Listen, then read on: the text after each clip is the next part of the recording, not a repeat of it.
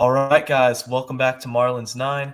As always, my name is Jeremiah Geiger, and today I'm joined on the podcast with Scott Kornberg, the play-by-play announcer for the Jacksonville Jumbo Shrimp. First off, Scott, thanks for coming on the pod. How are you doing? Jeremiah, thank you so much for having me. I'm doing great. So I appreciate you asking me to come on. Yeah, I'm really excited to talk some baseball and talk some, experiences in broadcasting with you today. But first off, congratulations going up to announce a game, a Major League Baseball game for the Miami Marlins against the New York Mets. And what a game it was. Otto Lopez getting to walk it off, and you are calling that moment. Um, you know, I saw the video where Kyle Seeloff, I've had him on the podcast before, great guy, called you up and kind of prank called you and get you to announce that you're going up there. But how was it, man? How was that experience, just top to bottom?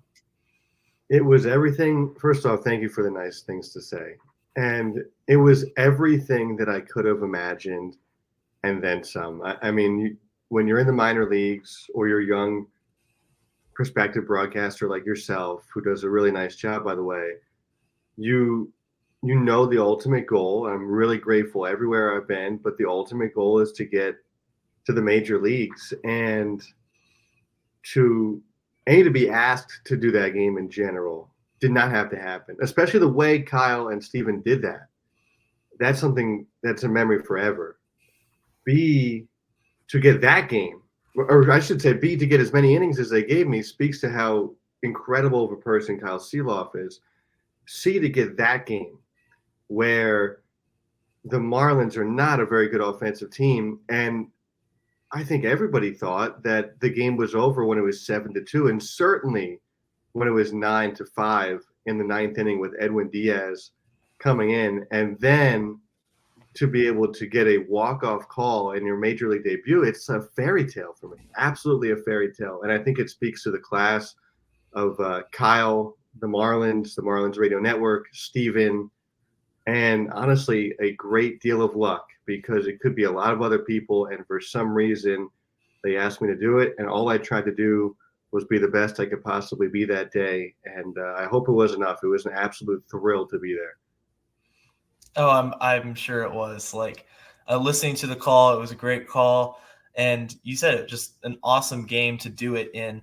And I'm curious, Scott, was there any expectations going in to that environment that were exceeded, or perhaps something that in that entire situation that you weren't expecting, or was it pretty much everything you had been looking forward to? Well, fortunately for me, I have a few people who have really helped me. And when I told them that I got this call, they were really elated for me. And a few of them had given me advice on kind of what to expect with the day. And all of it great things, right? They had said, this is your major league debut. So you know you're going to get a lot of people coming in to say hi to you and to congratulate you. And that's amazing, right? There was times I was prepping, but people would come in and it was to tell me congrats to be here. And that is an amazing feeling. A lot of people had said you could be nervous, but they said don't. You have gotten here because you're you, and take that into the broadcast. And I tried to do that. And I expected to be nervous, but I really wasn't. And I was kind of waiting for it to hit the whole day, but I felt amazing. And this is going to sound weird, but I felt that day kind of like I did my wedding day. It's a day you're supposed to be nervous about, but it's also a monumental day in your life. And so for me, I remember waking up that day in 2019. I got married, and I was like, "This is great." And people were like, "Well, are you nervous?" I'm like, "No, I'm marrying my best friend." And on Saturday, a lot of people were like, "Well, are you nervous? Are you nervous? This is a big day." And I was like, "No," because I've worked with Kyle and Steven in the past, so I have a really good idea of what they like to do. And I think this is probably the same way for everybody working with Kyle in particular, because Steven, I don't work with him too much. It's just pre, post, and whatever. But Kyle, he's doing the play by play with me. And everybody must be like, man, this guy's the easiest person to work with because the chemistry I feel with him is natural, but it must be like that with everybody because he's such a nice guy. So that I had that going for me. The Marlins have had so many people come through Jacksonville. So I knew almost the entire team. There's not everybody has come through Jacksonville, but a significant chunk. And then I actually grew up a Mets fan. So my dad is a Mets fan. My brothers are Mets fans still. So I still read about the Mets all the time. I know what's going on. So it wasn't like I was playing a team that I was completely unfamiliar with, that maybe we didn't see their affiliate in the minor leagues. So we don't play Syracuse very often. We haven't played them in a couple of years. But the Mets are about as familiar as I could be with any major league team besides the Marlins. It wasn't like we were playing the Rockies or the A's, where I've almost never had their affiliates in the minor leagues and don't keep super close tabs on those kind of teams. So all those things, I think, were playing in my favor. The chemistry, the players, the familiarity I had with them. And it was just one game, so I wasn't super – I knew what was going on with the Mets, but I didn't want to overdo it with the Mets because I'm working for the Marlins. And because of that, and I knew so many of their players, and it was really neat to see some of them. I think everything I expected about being nervous, that didn't happen. But I think being prepared, I think that did. Like any broadcast, I take that incredibly seriously. And then part of that's the familiarity with both teams. Part of that's just doing your work and your job. And part of that was like listening to old interviews that I've done with some of our players to be like, okay, Otto Lopez, what did he tell me about this? Or Anthony Maldonado, what did he tell me about that? And then kind of remembering that so it was more top of mind. No, that's awesome. I mean, from what you're telling me, just that whole day, that whole experience, it all worked together perfectly to create, the overall performance, which was a memory for a lifetime, and a game that you could say was probably the best, most exciting Marlins game of the season, with the Josh Bell home run and then the walk-off. It's, talking about, radio, I think it's a subject to me that, I hold dearly, because growing up, watching the Marlins games was something kind of, unless I had MLB TV and I eventually bought MLB TV, it didn't happen because I wasn't from Florida. I grew up on the West Coast, and I happened to see Giancarlo Stanton hit a walk-off grand slam, and I was like, well, that's awesome, But I would listen to my mom's Sirius XM radio, and I'd listen to Glenn Geffner and Kyle Seeloff with he would step in around the 7th, 8th inning. And there was an amount of detail, an amount of excitement that you could hear portrayed through the radio. And I think that is the biggest attraction that draws me into radio broadcasting and podcasting in general, is when you're announcing a game, people may not be watching that game, or people may be watching on TV and listening to the radio feed, but you're kind of responsible for taking the excitement up a notch. And I listen to, football, for example, Gus Johnson with Fox. Like, you watch his highlight reels and the way he just calls plays with passion. It's awesome. And it makes you love sports that much more. So radio is something really cool, and it's really cool that you're doing it. Is there something that you do on the daily basis with Jacksonville that really kind of reminds you, this is why I do it every day? Oh man, so many things. I think you nailed it on the head with radio. But I always think about, and I'll do this. We don't have batting practice today. We're playing in Gwinnett right now, and they have one day off, a series of no batting practice. But I constantly think about, similar to you, the kid that I was, listening to games on the radio with my dad in the car on the way to whatever, and going to games at Chase Stadium, sitting in the upper deck, and how that kid must feel if he could watch what he turned into. But I think about that all the time. And I don't take anything for granted, whether it's with the Marlins that one day, or whether it's with Jacksonville now, or whether it was Myrtle Beach or Western Illinois or whatever other stops I've had, because if that kid could see me getting to go up to the cage at batting practice and just leaning on the cage and talking to whoever I want to talk to, going into the clubhouse. I mean, how cool of a job is this? This is incredible. I am so lucky. So I think entirely what you just said is I think constantly to what my 10-year-old self would think if this incredible journey, which if you were to replay it a billion times, it probably would never happen. I've been so lucky. And I think that probably manifests itself most during batting practice because the ballpark is empty. It's just the players on the field and the coaches. And you get to go up to the cage and you're like this close to The action. professional top level athletes doing their work. That I think is where it hits me the most of how lucky I am with this job. When you were growing up, you said you were a Mets fan. Obviously, me growing up, when I liked baseball, I was always a football guy first, and then for whatever reason, I started watching baseball and wanted to play it, and eventually became a diehard Marlins fan, for better or for worse at this point in time. But growing up a Mets fan, was there a favorite player that you had growing up? Mike Piazza, he was my guy, which I probably pains the Marlins fans because he was on the Marlins for a week or whatever it was. But he's Italian. My mom's last name is Lorenzoni. That's big, right? Italian baseball player was really cool, and he was everything I wasn't as a player. So for me, I was an okay youth player. I was an athlete or an outfielder. I was athletic. I was not a home run hitter. I would steal bases. I would play good defense. And Mike Piazza was the opposite of that. He was not athletic, but he was hitting home runs. And obviously, for a Mets fan at that time, I was born in '91, so he came in really the pinnacle of my fandom, late '90s, early 2000s, when the Mets were duking it out with the Braves, and he was a big part of so many memories. But probably the biggest one was an 11 or a 10 run inning. They came back against the Braves, and I remember that we had that game on at some point, I think in our house, and the Mets fell down by a huge margin.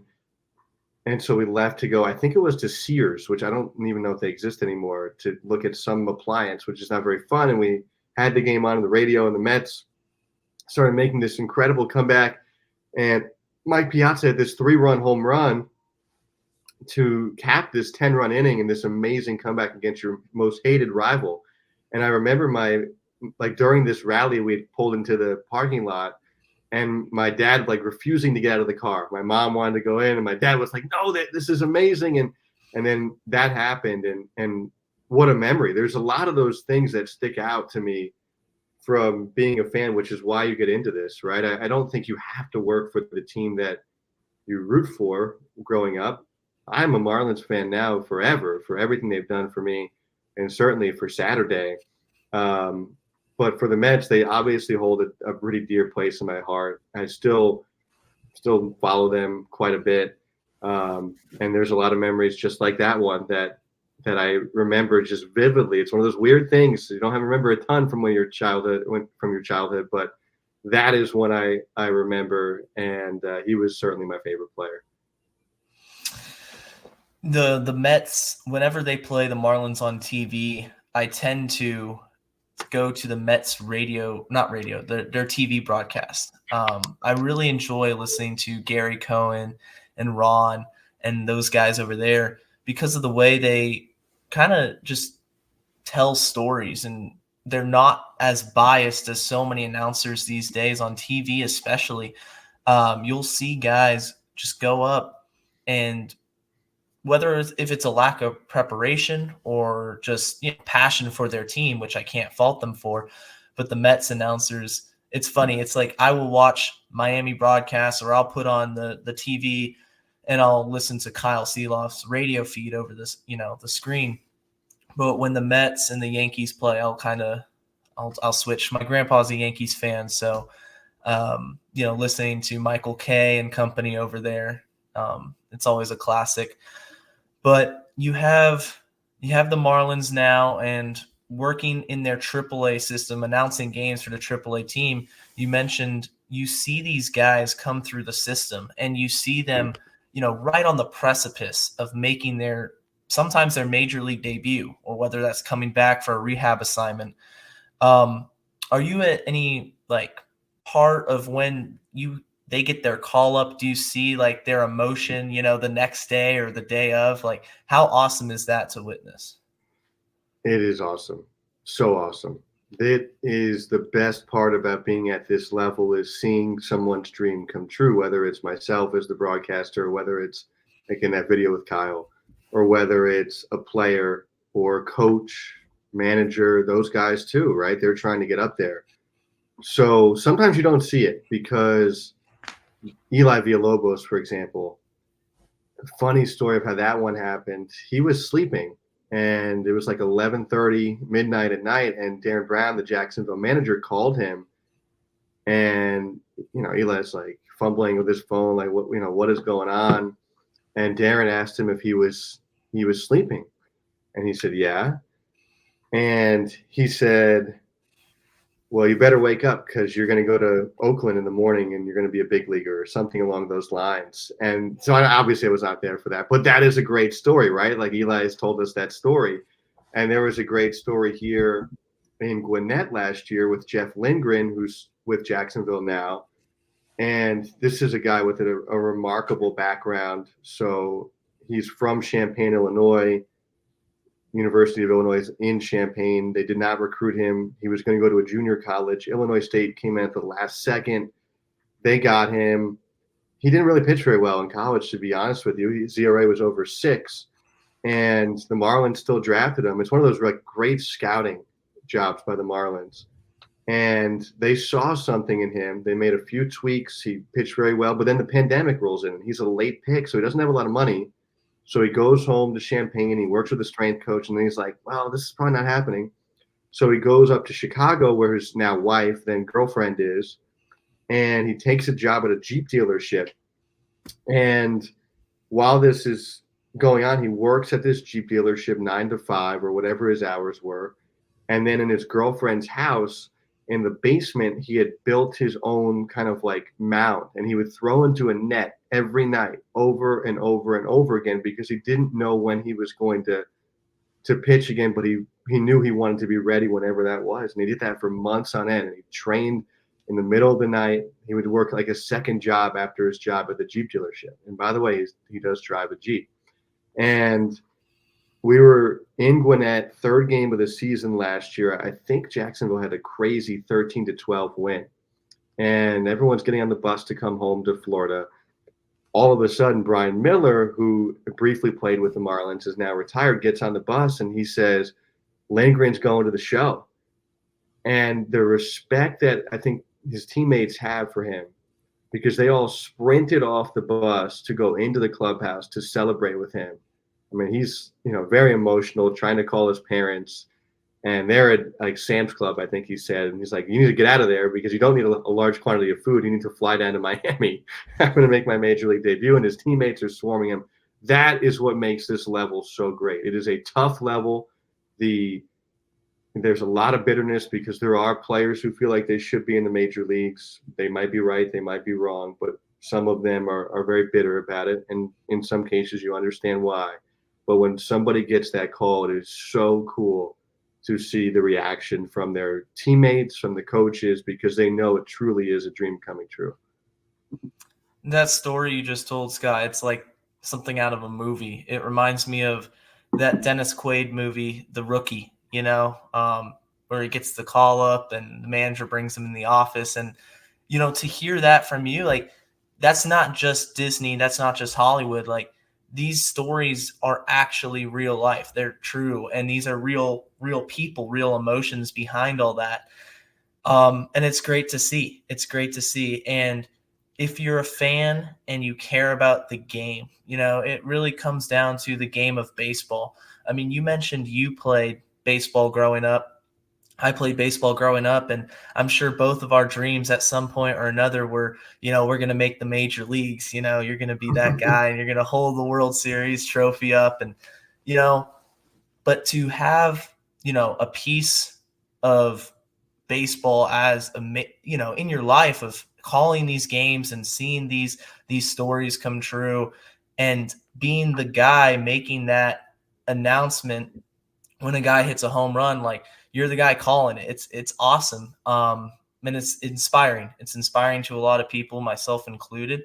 I think one of the beautiful things about the game of baseball is that there's a lot of people who work so hard to make it and make their dreams come true. Just like the story about Jeff you told me. And you see it in the major leagues. You're going to see guys who aren't necessarily the fastest or the best home run hitters, but they're grinders and they're working hard. And that's the guys I like rooting for.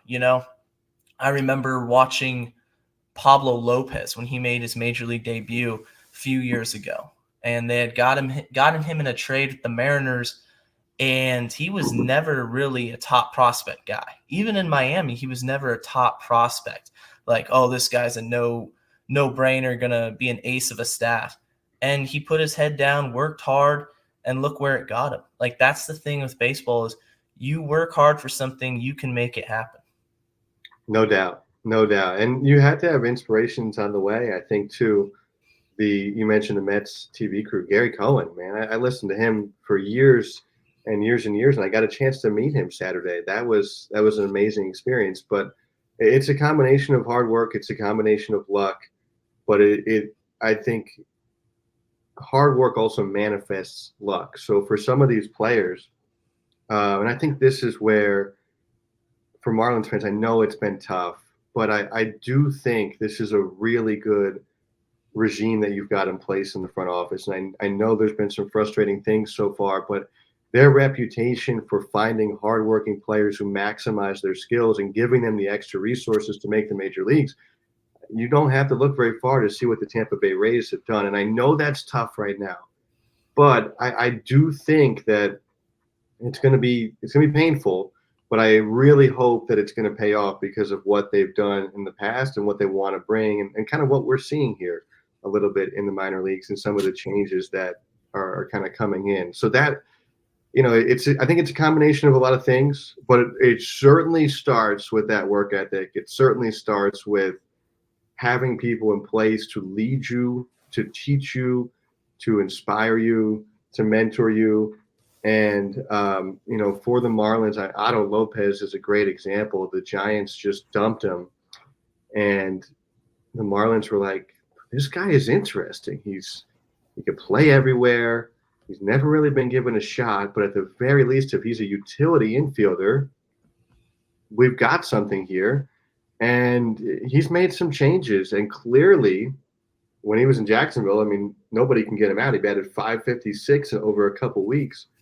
Added hit for some power. Like, there's clearly something there. And so this is the time where it'll be tough as a fan, but I do think they're going to collect hardworking guys like Otto Lopez, and they're going to find, wait a minute, we have something here. Or wait a minute, we don't. And we could try this other player here.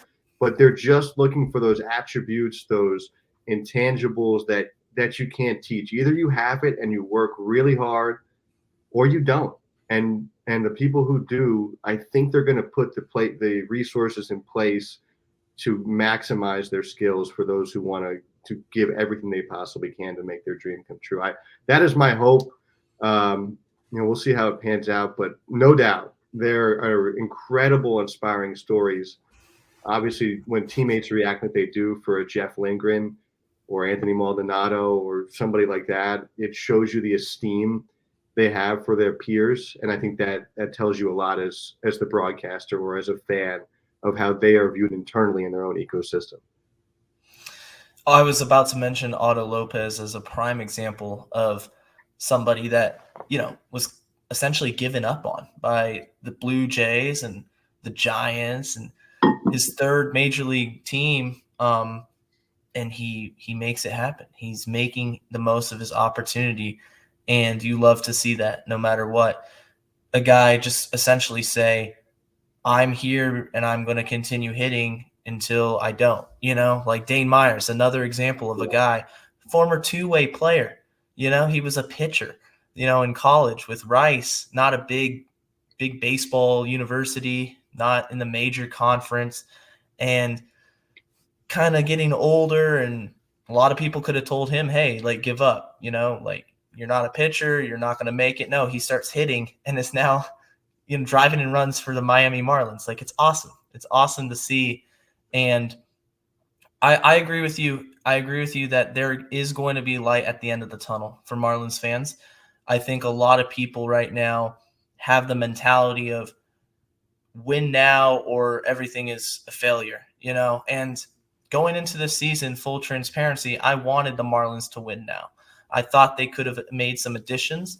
I was disappointed when they traded Luis Arias. I loved Arias, loved him as a player, as a person. I thought he was very genuine, funny guy.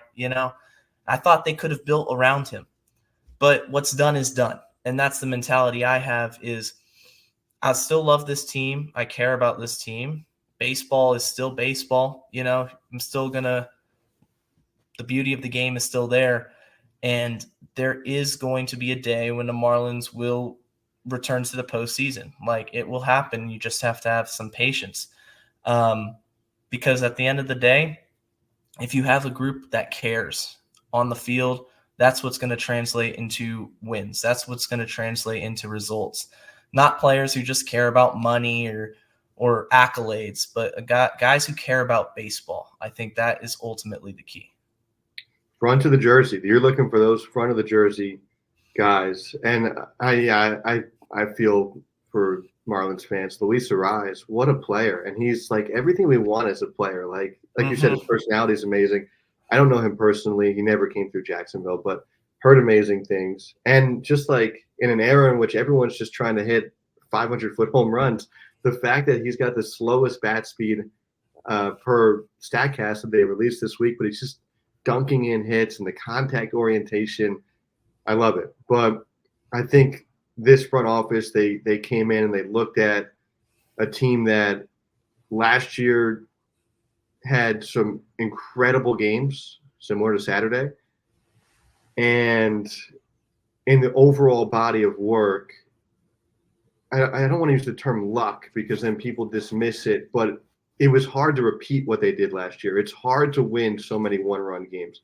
It's hard to come from behind so many times and do what they did last year. It's just not a formula for significant success. And I think a lot of people wondered, well, how are they going to repeat it? Because they were the team with the worst run differential of all time to go to the playoffs. All things that Marlins fans know.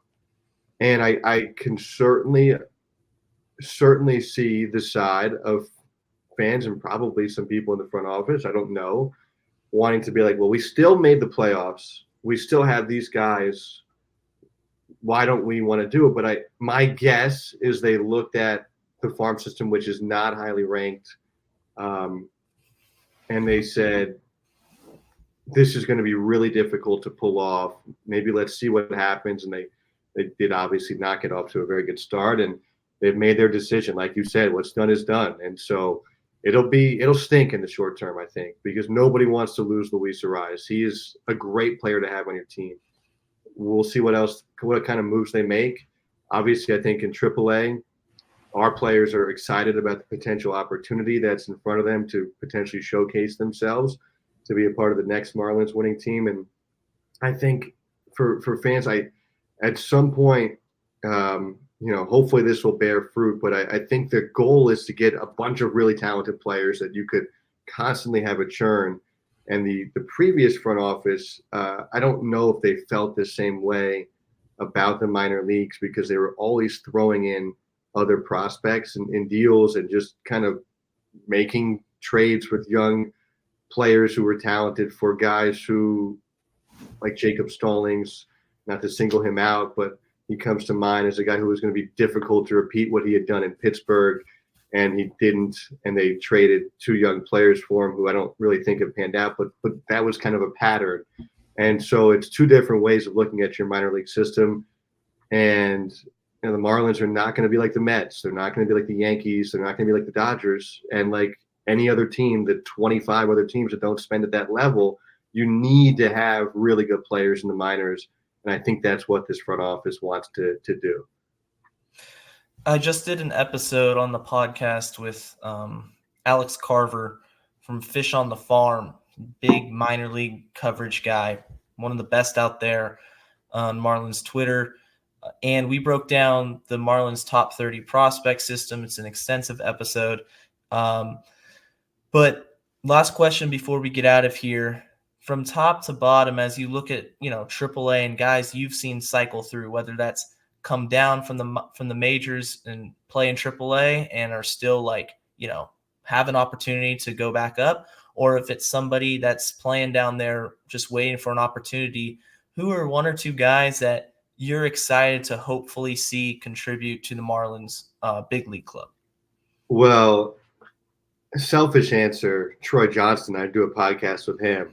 He is such a great guy, and he had an amazing year last year. Obviously, Marlins minor league player of the year, and I would be lying if I didn't say I sincerely want him to experience what I experienced on Saturday, where it is everything you built up. You asked about this earlier, and then some, right? Like in the eighth or ninth inning, I was saying to myself, I just wish this day would go longer. And the baseball gods obliged, and they did.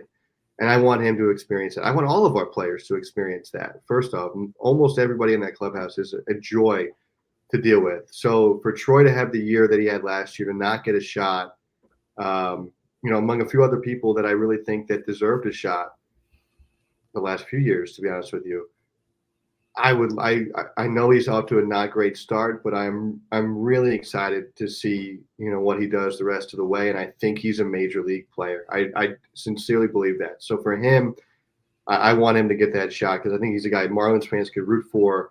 He's a late draft pick. He has worked so hard to get to this point, and he's personable. He's easy to like. That's a player that fans could easily root for. The other guy who's off to an amazing start for us this year, who I love watching play, who I think intangibles are off the charts in a great way, is Victor Mesa Jr. He has been really impressive. And he was good and bad in the past in the lower levels of the minor leagues, but he has come here and, for one, plays amazing defense. So they could put him anywhere, but they love him in center field. And he struck out about 23% of the time in Double-A. He has shaved that to about 17% in Triple-A. That's a significant drop going to a higher level. You don't normally see that. He's hit for power. He's obviously a pretty fast player.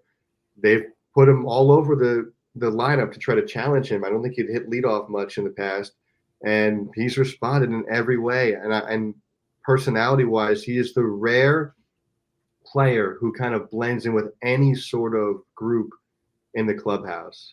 He's from Cuba, as you well know, and yet his English is extraordinary. He just became an American citizen, and there's a few younger Latin players. Javier Sanoja is a really interesting player as well, who I like a lot. And Christian Rodriguez is kind of like a backup infielder, and they're very young. And here's Victor Mesa Jr. at 22 years old, walking them through the airport. Hey, this is what you do here. Walking them through, hey, these are the expectations for this drill or this time in the cage. That is rare for a 22-year-old who also then can go to a veteran and seamlessly fit in with him, Latin or American guy. It is remarkable what he's done in the clubhouse. I love his game. He's got a great shot. And I'm really excited for him to hopefully get that shot if he continues the way he has this year. And he scored a career-high 4 runs last night. He had 3 hits, including a home run. He's off to a great start. Sanoja is really interesting. In this day of age of guys who swing for the fences and swing and miss a lot, he swings and misses 3% of the time. It's the third best out of 176 players with at least 100 plate appearances in the International League. And got off to a really slow start in AAA. And all of a sudden, he's reached base safely in 14 of his last 15 games. He's hitting about 400 in that span. So, that's not what his true talent is, but he's figured out this level. And the lack of swing and miss and the versatility defensively that he brings. I mean, I'm really excited about him, and he's a high character guy as well. So there's a few guys here that I think, Marlins fans, it might be a tough season ahead.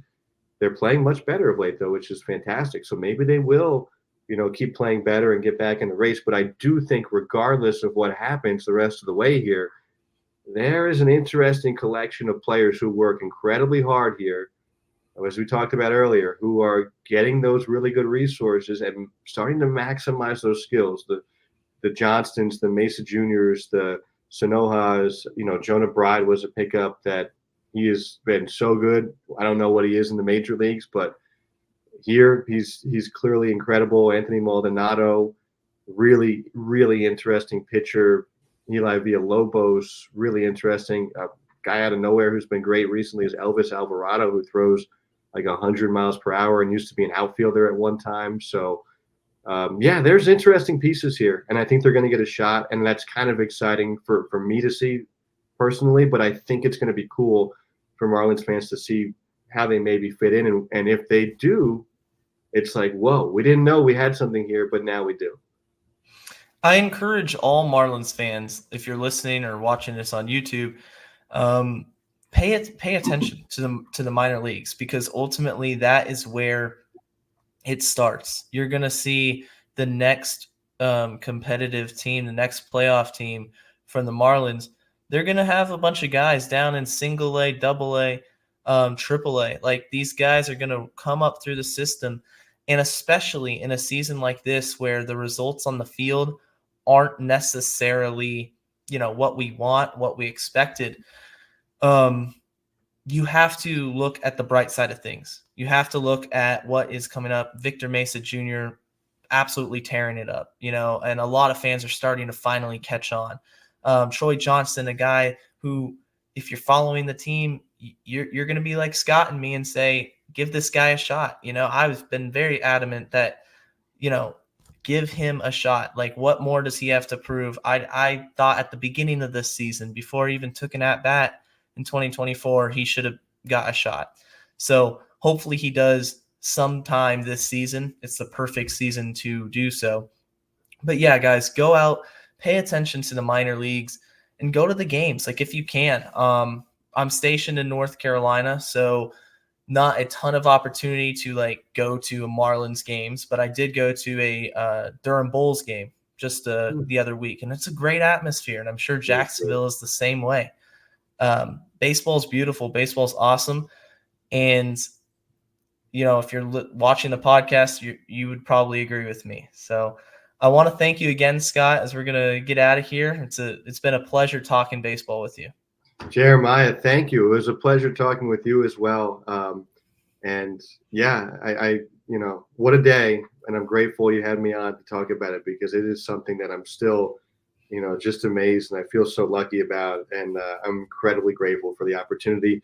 Thank you to the Marlins fans who have welcomed me so kindly the last few years, both those who follow the minors and both those who, reached out on Saturday. It's been amazing. I know this fan base has been through a lot, but there are some really loyal people out there, and I think they're going to be rewarded one day soon. Scott, yes, congratulations once again for your opportunity. I hope you will get many more in the future, in the near future, hopefully calling big league games. So keep doing what you do in Jacksonville. Thank you again for the time and the wonderful insight on this podcast. And with that, let's go fish.